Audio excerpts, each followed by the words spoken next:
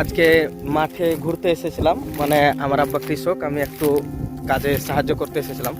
তো আপনারা দেখতে পাচ্ছেন আমার পিছনে যে আমের গাছগুলো, এগুলো হচ্ছে কেটে ফেলা হয়েছে। মূলত এগুলো আমরাই কেটেছি, আমি আর আব্বা আর কি এগুলো কাটলাম।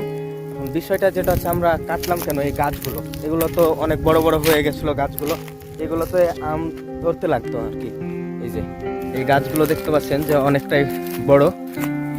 ওই যে ওই পাশে যত বড় গাছগুলো আছে, ওই গাছগুলো হচ্ছে যে অত বড় ছিল এই গাছগুলো হচ্ছে যে আমরা কেটে ফেললাম।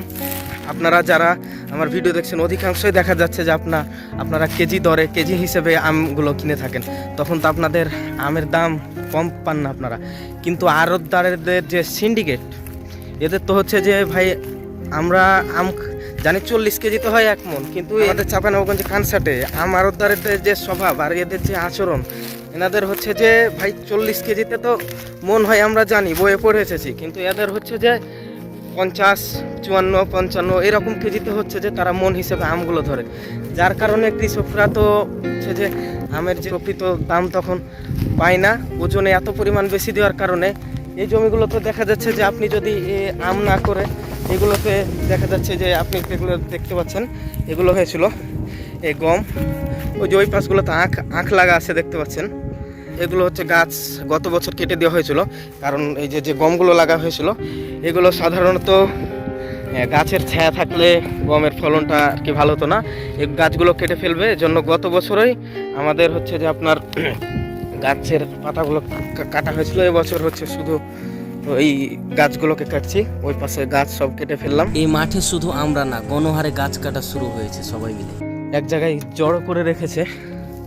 এই যে সাইকেলে আসছিলাম মাঠে, রোদটা আপনাদের দেখাই। মানুষ হচ্ছে যে মাঠে খেটে 2 পয়সা পাই না, কৃষক মানুষ তাদের ন্যায্য মজুরিটা পায় না।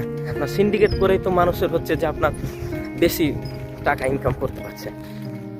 তো মানুষ কি জন্য এত কষ্ট করে এত রোদের মধ্যে ফসল ফলাবে, আপনাদের মতামতটা আমাকে জানান। দেখুন এই যে আমি সাইকেলে যাচ্ছি, গাছ কেটে ফেলে রেখেছে।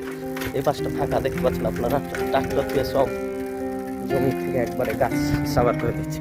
এরকমটা চলতে থাকলে আমের রাজধানী যে চাঁপাইনবাবগঞ্জ, এই খ্যাতিটা হচ্ছে যে চলে যাবে, রাজধানীর টাইটেলটা যেটা আছে সেটা চলে যাবে। মাটির রাস্তা, এই মাটির রাস্তা দিয়ে এসেছিলাম আমাদের ছুটিতে, ঈদের ছুটিতে বাড়ি এসেছিলাম। তো আব্বা বললো চ, গাছগুলো আছে, গাছ রেখে লাভ নাই, গাছগুলো কেটে যাই, উঠান নিয়ে এসেছিলাম। এই অবস্থা।